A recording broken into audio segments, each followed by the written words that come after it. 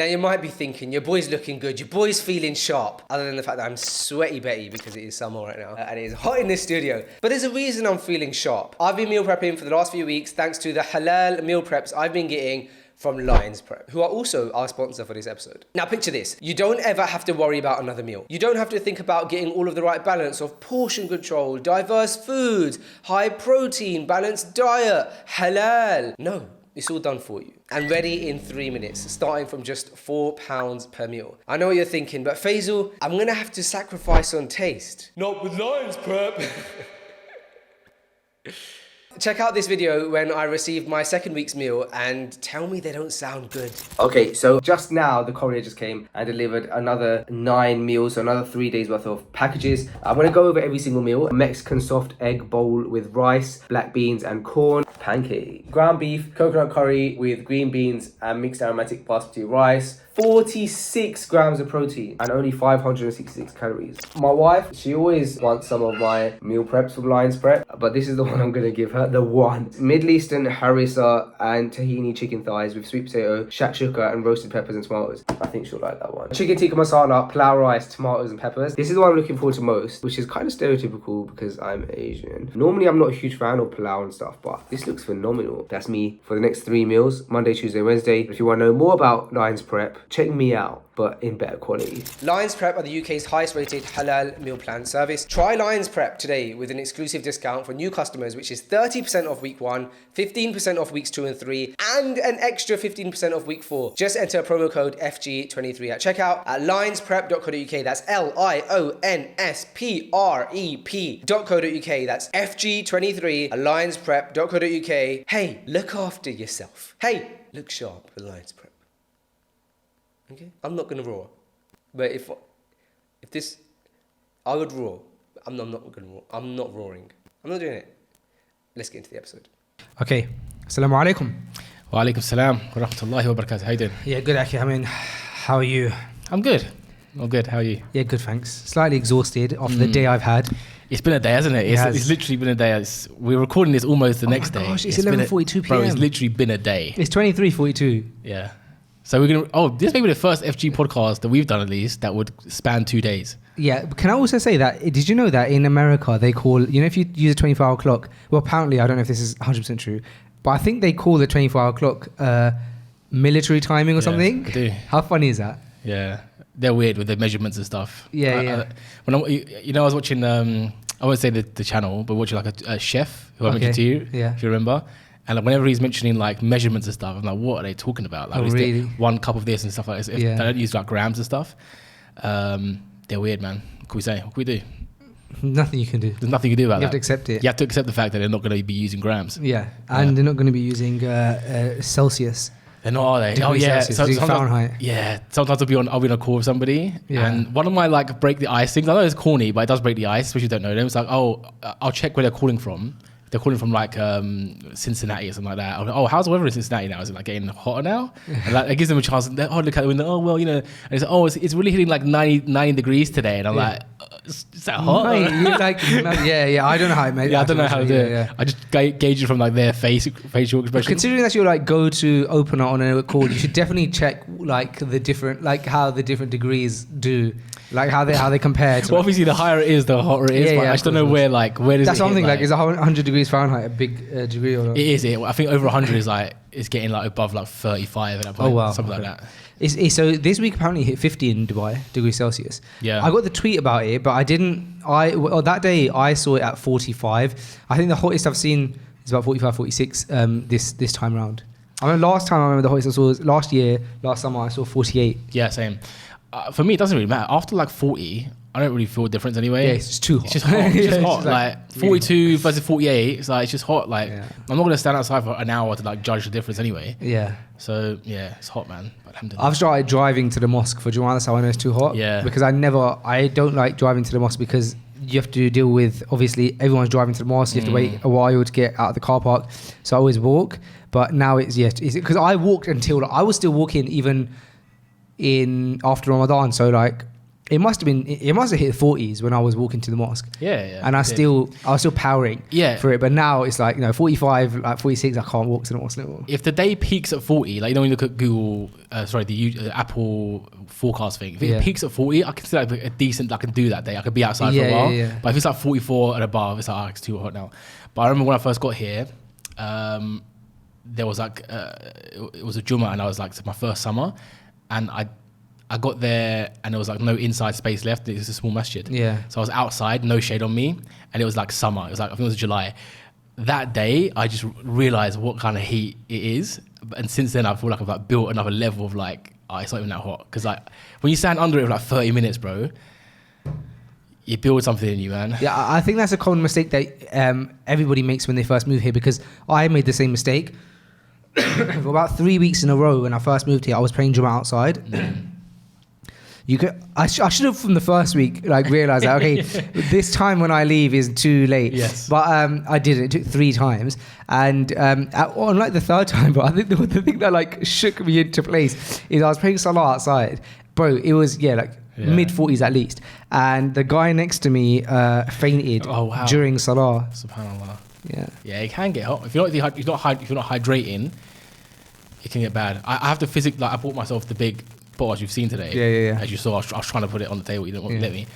I have to do that. I don't do that often, but I want to keep doing that now because I feel like I forget to hydrate, if that makes sense. Or what I'll do, annoyingly, I'll buy a bottle of water and I'll just sip it and I'll keep it next to me. And it'll be like 2 hours go past that, but I haven't even drunk this water. So you need to guzzle that down. You do. You should just chug it. Also, the amount of coffee you probably drink dehydrates you more. Probably. I don't get that though. Don't you? Because it's mostly I don't understand how. I don't think it dehydrates you, does it? I don't know. Because it's mostly water, man. Yeah, maybe not. But I mean, I think that's bro science, Faisal. Yeah, maybe. Yeah. I'm just accepting what I'm being told at this point. Let's go into the doc. What have you got? All right. Should we start with mine or yours? Let's start with yours. All right. Let's do this. Jump into the AI thing, right? Okay. So last week, an old colleague of mine, he called me and he was like, he's basically got SEO clients. He's an SEO consultant, and he called me, or he wanted to jump on a call with me. And he was like, basically, one of his big clients is acquiring a smaller company. So we're talking about a big company here. They're acquiring another company. Sorry, bro. I'm going to switch your mic just because I'm not confident that level's working. So So they're a big company. They're buying a smaller company, right? And my friend is their consultant, long-term SEO consultant. Search engine optimization, for those who don't know. They're basically how to get the company ranking high on Google to get more organic traffic from Google searches, right? So he jumped on a call with me. He's asking, okay, they're buying this company and they're unsure about a certain specific thing to do with SEO with this other company that they're going to purchase. It's like an app they're purchasing. So you said, all right. So I sat back. You came to the right guy. Yes. I told him that's going to be $100 million. Yeah. Yes. Unfortunately, it was a very simple thing. It was a very simple conversation to have. Our conversation about it could last 2 minutes. I'm not saying because I was so knowledgeable about it. It was the kind of thing that they could have Googled and found out. It wasn't an issue. I kind of half knew it. I Googled to double check and that was it. I just told him what it was. Even if I was trying to spin it into some sort of contract or consulting for me, there wasn't enough there. So my point is, he is an SEO consultant. They're paying this SEO consultant a lot of money. I know he earns a lot of money from his clients. He's doing something relatively basic for them, right? I feel like AI agencies are going to become the new SEO agencies. Oh, yes, right? Shout. I didn't understand what you meant when you were on the doc, but that makes so much sense. Yeah. You just hire an agency. And they take care of all that AI stuff. Exactly. No, I want to explain your Let me explain. So, right, that's done. Now we're on to my point. Yeah. SEO has been around for 20 years. Yeah. This thing was Googleable. But big companies, this isn't like an anomaly. All big companies, they'll hire SEO agency or SEO consultant to handle their SEO. Even though most of it is kind of not basic, but you could definitely build an internal team to do it, or your marketing team just could be trained to do it. And yet, this is the culture to pay an SEO consultant or SEO agency to handle that for you. Yeah, because in the corporate world, you've got a budget. You're like, let's get that budget to the agency done. That's it. Keep it moving. So it's been there for 20 years. It's relatively basic. You don't have to go to university to know SEO. Many people want to do SEO. And yet, people make a lot of money billing these big companies for it. Similar situation with social media marketing companies. What else? Ad agencies. Obviously, it's a skill, but these aren't it's not rocket science. And yet, big companies pay big money for consultants and agencies to come in monthly to handle that. AI is going to be the same way, I think, in a sense that you can go and you don't need to be an AI expert or AI, scientist of any sort. There's lots of pre-built AI tools out there that you can use for a company who knows the value of AI. They know they need to be using AI, right? They've heard about it. They know ChatGPT. They know, okay, if we're an e-commerce company, we need to be using AI to tell us when the best time is to order our next stock so that it's optimum time. We're not going to waste money with whatever. Or if you're a services company, we need the AI to be trained on our FAQs and stuff and build a chatbot to talk to our people, either on the phones or on the internet. We need AI chatbot, whatever. They don't need AI some way, right? You as an AI company, they know the value of it, and it's relatively easy to do. There's lots of pre-built tools out there that they can go and get, but you as the AI company, you come to tell them, look, we'll set it up for you, we'll integrate it for you, we'll maintain it for you, manage it for you, make sure you're using the best tools, and you basically outsource that part of your business that you're convinced you need, just like SEO and ads, and you could learn yourself and just do it eternally, but we both know you're not going to do that. You're going to outsource that to an agency, and for that will be around for 20 years, and in all those 20 years, those companies will have the same opportunity to just learn how to use these relatively basic tools, but they won't. They'll just hire agencies to do that for them. So I think AI agencies, it's going to need new SEO agency, new ad agency, new social media marketing agency.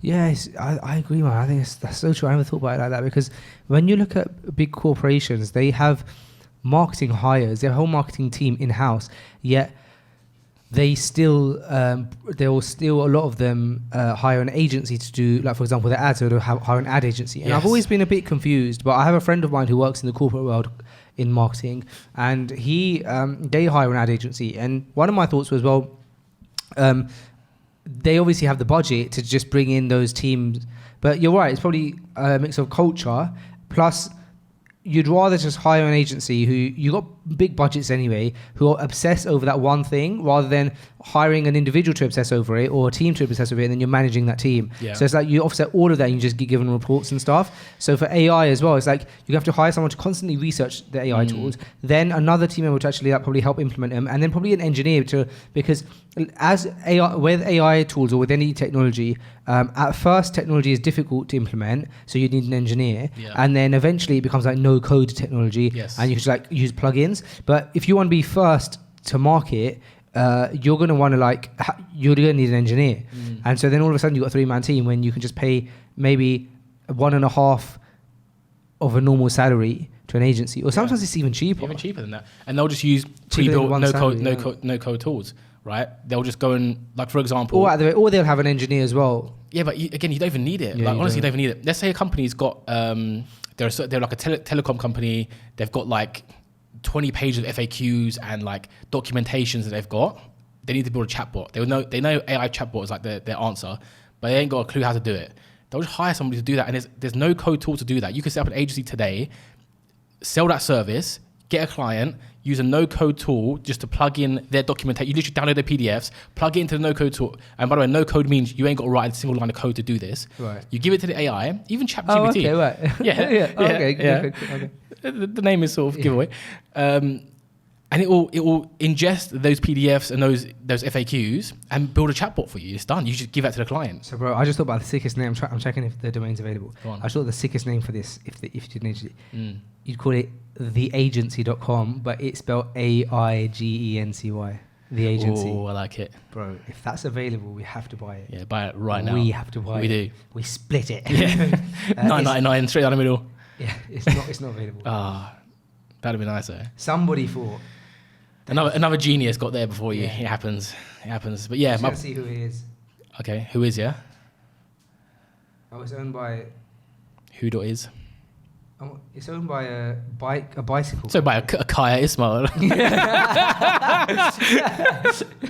Oh, good shit. Yeah. It's owned by a bicycle company, bro. Oh, wow, that's weird. AI agency, yeah? Yeah. What if you just went with agency, AIGENCY? I wonder. What a agency. I wonder if that's like a French company. I'm just thinking like that's like a agency. Their agency, like, you know what I mean? Yeah, I reckon that could be some sort of other language. I don't know. But yeah, my point being, these companies could have as you said, hired SEO. Oh no, my other point was going to be with SEO. It makes even more sense because SEO is a marketing thing. We know that SEO should be for marketers. So they could have over 20 years just said, look, marketing. We're not going to do SEO agents anymore. Marketing, you should handle that internally. Like, you pay you enough, you handle that. With AI, it's like where that doesn't quite fit in just to marketing or just to sales or to product. or just a product. Yeah. It's a kind of a broad thing, which means it's even more likely just to be outsourced. Because like, well, which budget does it come out of, and like which team should own that? It's like no one's going to own that like that. It's going to be an external company who's constantly making sure it's all working and using the right tools. It makes so much more sense. If anything was going to get disrupted like that, or like if the agency world was going to get like cut, it would have been ages ago when companies just said, no, we're not going to hire SEO agencies or content agencies anymore. We'll do it all in-house. That hasn't happened, so which means it's even less likely to happen with AI. This is such a good time for like young people. It really is. I was going to say, someone should start. You could. The beauty of this is not the fact that it's AI. It's the fact that it's so simple to start, even though it sounds so high tech. All the tools are built. All the tools you're going to need to service the biggest companies on earth are already built for you, and they're charging you like maybe $50 a month. They're already built. And a lot of them are free, man. Yeah. You could start this agency tonight and start selling it tomorrow. Yeah. You really could. And I might. Yeah. I'm sold. Yeah. I'm sold by my own spiel. This is it. Yeah. This is it. Okay, I had an AI point on my ENAT doc. No need now. Oh, bro, so I came across this AI software on, in San Francisco, there's a startup incubator thing. YC? No, it's called. I think it's run by like some Muslims in San Francisco. Okay. It's called It's called Build Space, I think. Okay, I've heard of them. Founders Inc. And then they own Build Space. You heard of Founders Inc. surely? I don't think so. Good name though. So, bro, their domain is f.inc. That's their domain. Nice. Yeah. So basically, I think it was them who posted, or they've launched, or they've started, or something. This software, bro, is sick. Yeah. You can throw in any video, like let's say for example this podcast. You throw it into this AI software, and you can then select any language in the world. I don't know how much of this has been built, but this is the premise of it. They showed an example. It's amazing. And you think, okay, that's quite impressive. Like, this podcast right now, people can watch it on YouTube and it's basically dubbed by AI. Yeah. No, bro, it's way more advanced than that. Not only is it dubbed by AI, but the mouth moves as if it's speaking that language. Wow. So it's not dubbed. It's like actually like, so bro, imagine now in the future, bro, like dubbing anything. But bro, it gets even more amazing, bro. Not only does the mouth move in the same way of the words that are being said, the voice is the voice of the person. Okay. So bro, they showcased it with who's that guy who does that podcast? Who's that guy who does that podcast?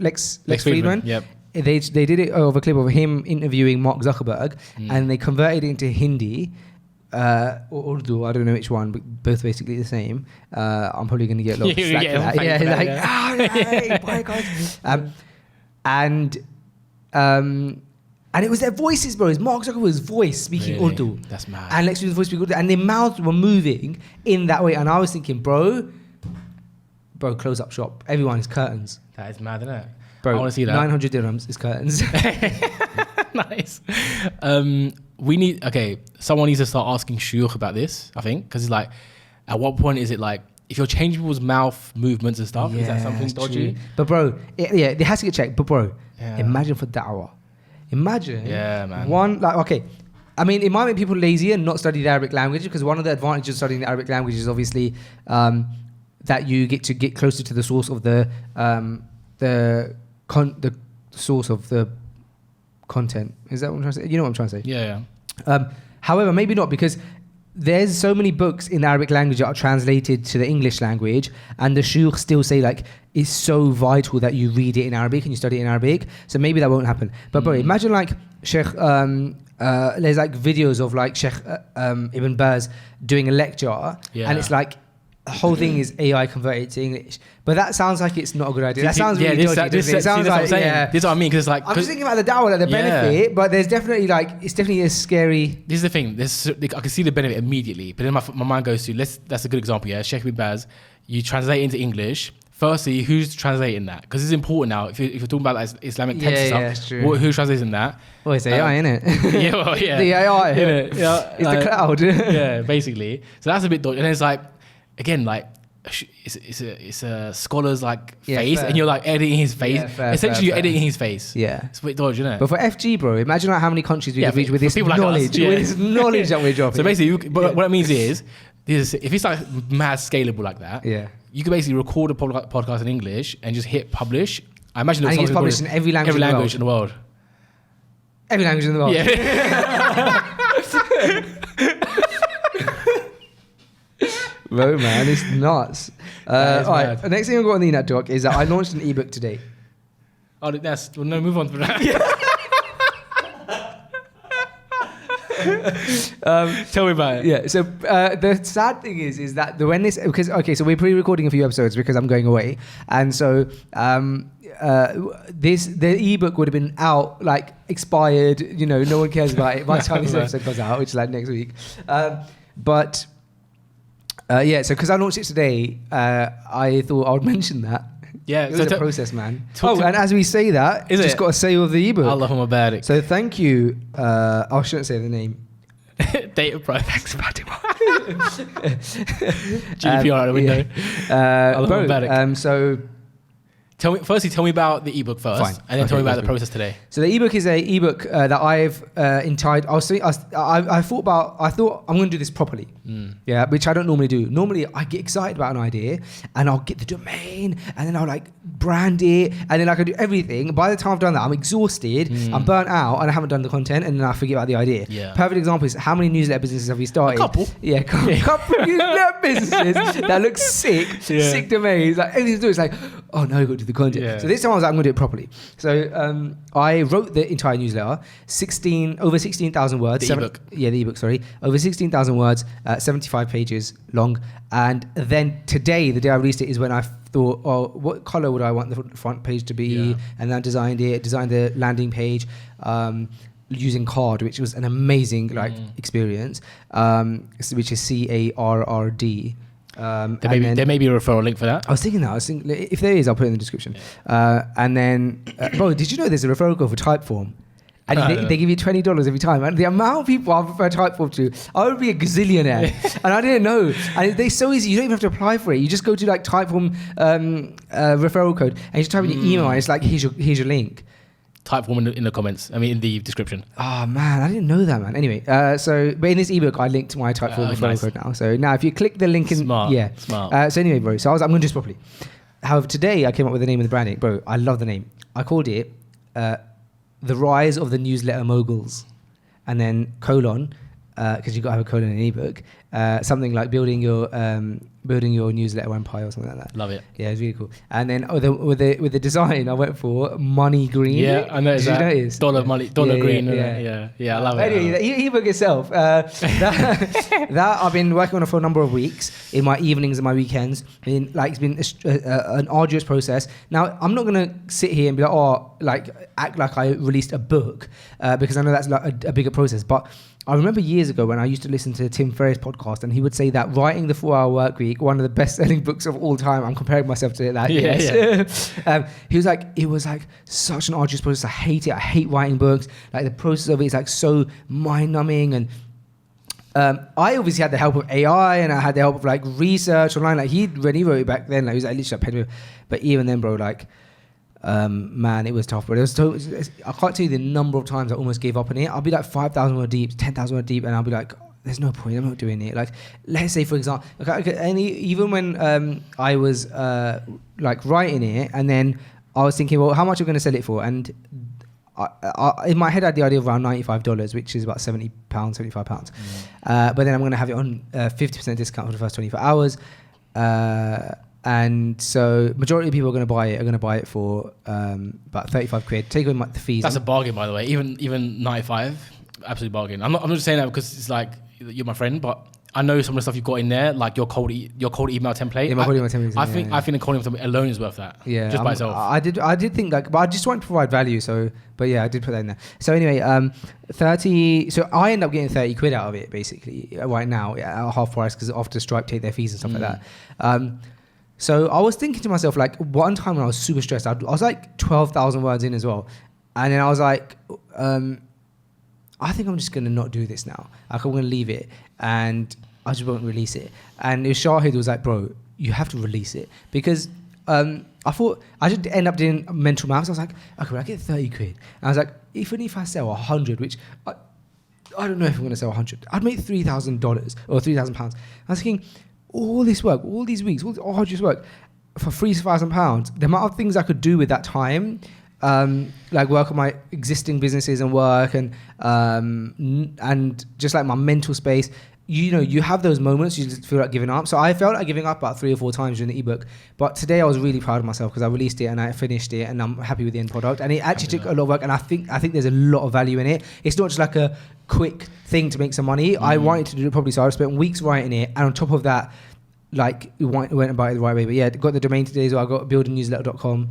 Alhamdulillah. And yeah. I think probably sales aside, it sounds like you learned an amazing lesson, which is you flipped it, as you said. Like, instead of getting started, do the branding, the domain first, and then like burning out, you did it, you flipped it around. And if all you learned, all you gained is that, I think it's amazing. Because as you said, we launched a couple of things before. We did the branding, we did and then like we just burn out when it actually comes to executing it. Yeah. So if that's one thing you learn from it, or one thing you can take away into that future projects, that's a huge win, man. It is, because when you burn out, when you're 10,000 words in, it's a lot harder to give up when you burn out when you just bought a domain name. You know what I mean? You made a logo. Oh, the domain's just True. there. But so today I had burnt out fully by the time I wrote the newsletter. Sorry, by the time I wrote the ebook. But then it's like, well, I've written it now. Like, all I have to do is put it on sale. Yeah. So it's like I just went through like one day. I did everything in one day. I bought the domain last night, but I didn't do anything with it. So today I wrote the email copy, I created all of the marketing asset graphics, I shot the video, got the video edited, I created the landing page. I did it all by myself. The only thing that I had help with is obviously our editor did the edit of the reel. Designed all the assets for stories, wrote the newsletter Freshly Grounded, all that kind of stuff for a landing page, even the landing page. I done that all in one day, and I thought it's gonna be one rough day, and bro, it was a tiring day. Before I forget, sick content for you right now to promote the newsletter itself, but also just great content. How I launched the course in 1 month, right? Yeah, and you just go through the whole process. How much ebook in 1 month? What was your tech stack?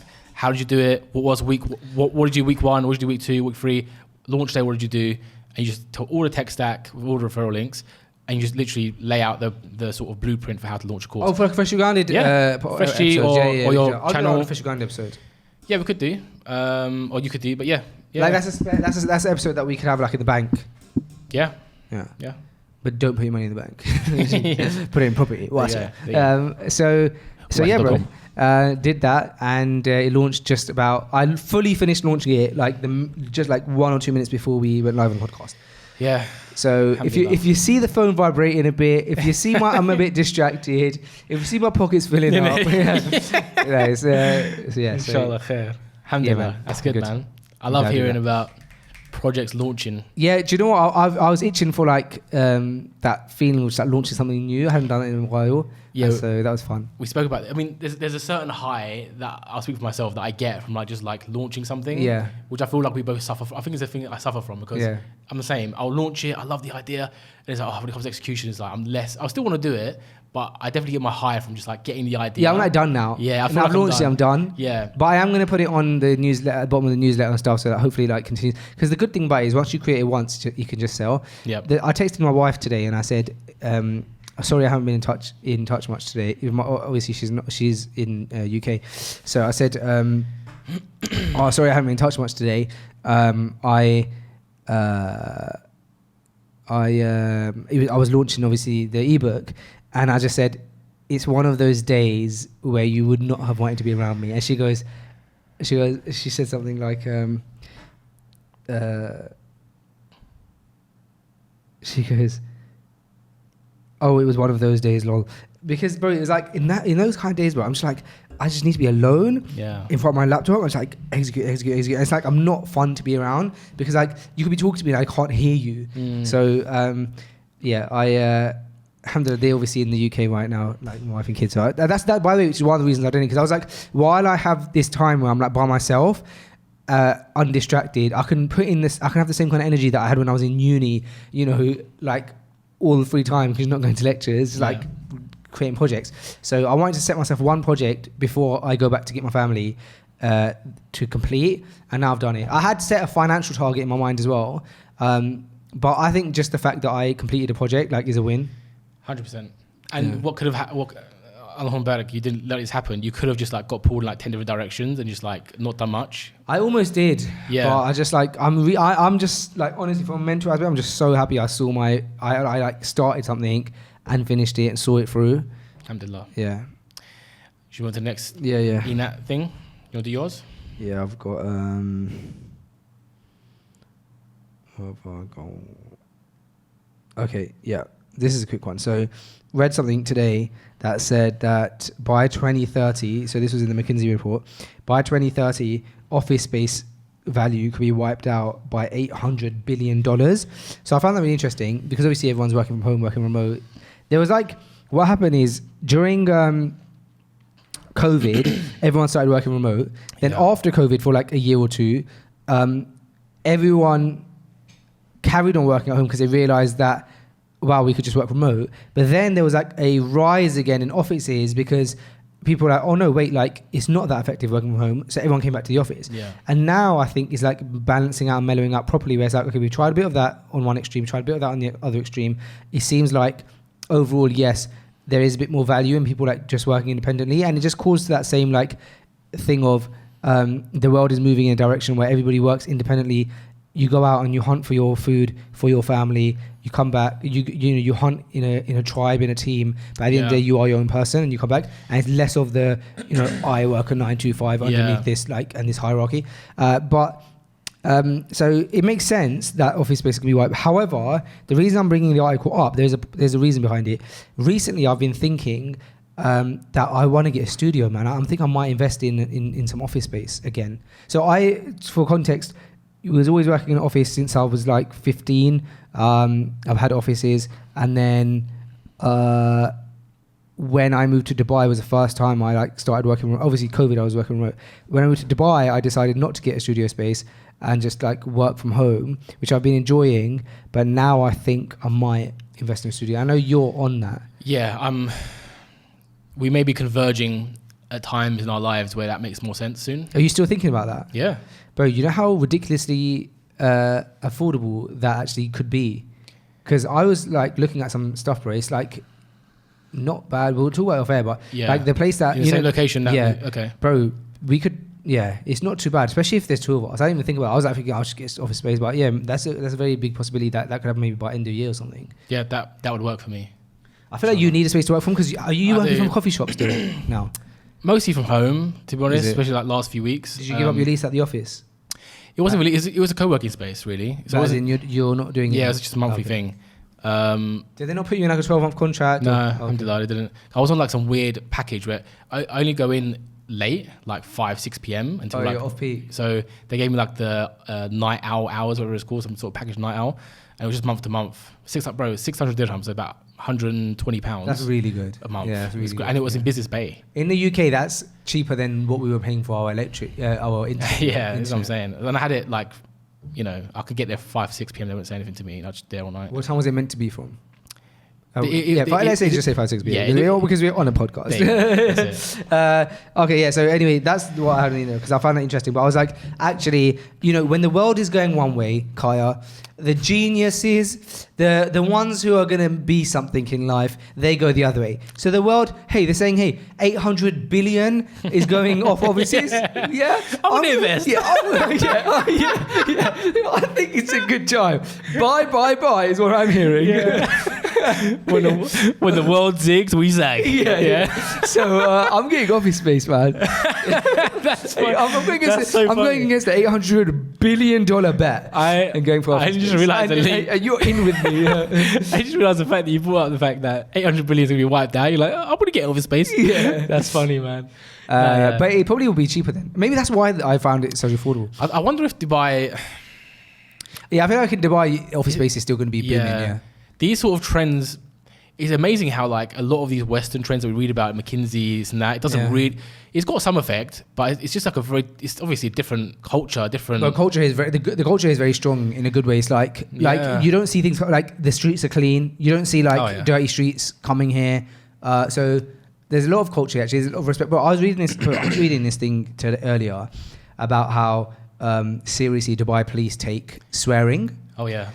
In public, and the reason that they gave for it was that it's an immoral thing and it's not what a decent person who has some honor would do. That's what it said, and I was like, oh, that's amazing, man, because like we should want to live in a world where swearing is frowned upon.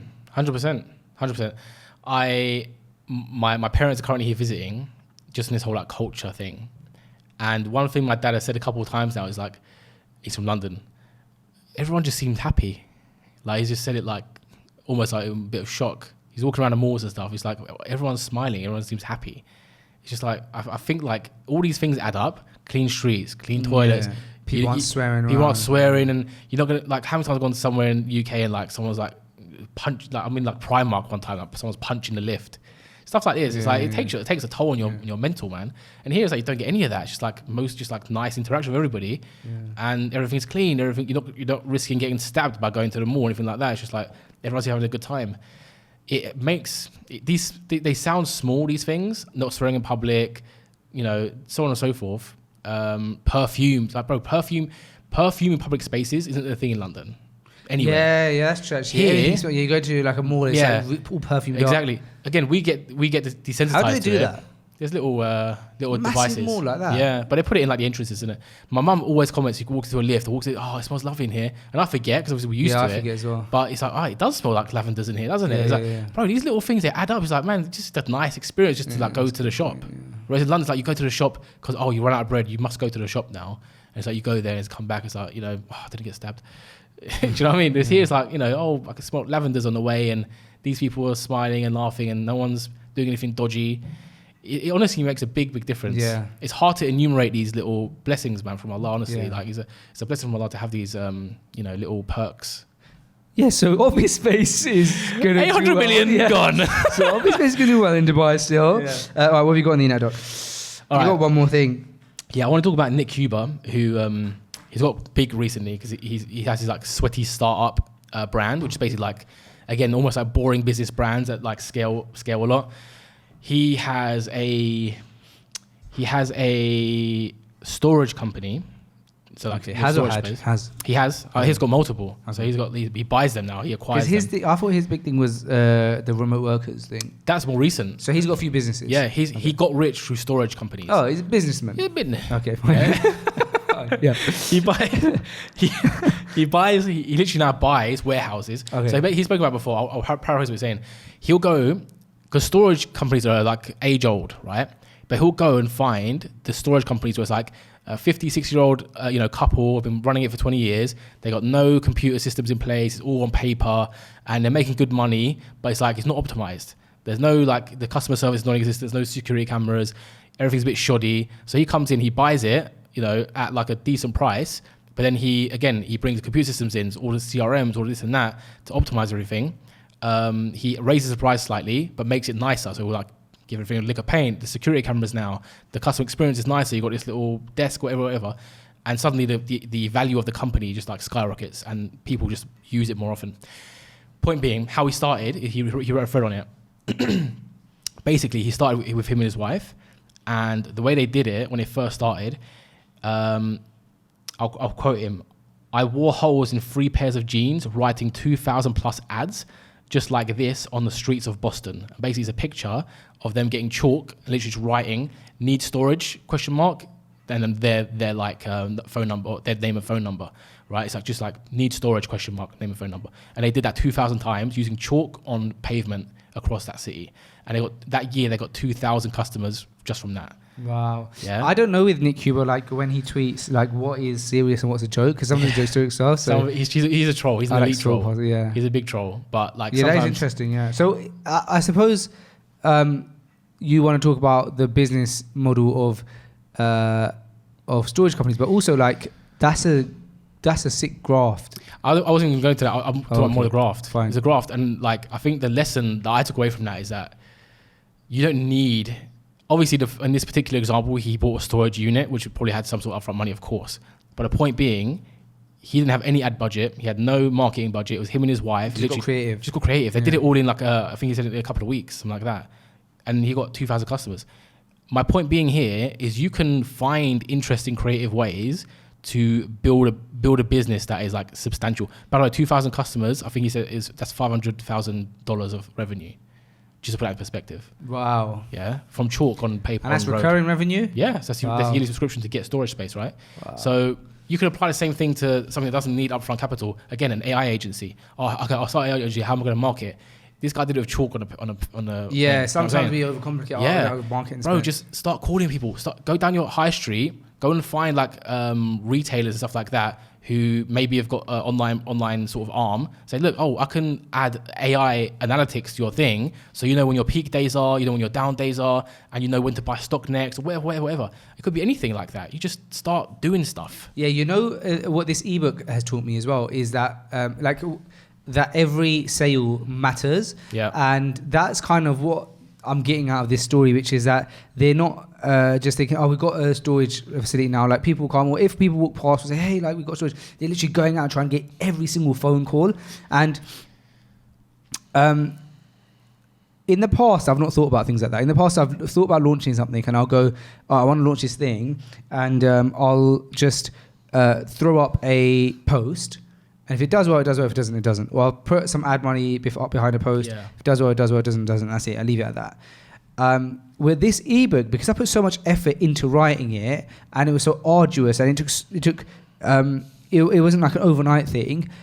I am now like seeing things so different. I'm like, I want to go everywhere for every sale. So like the way I even marketed it is the newsletter. I thought, all right, cool, that's going to like 5,000-6,000 people.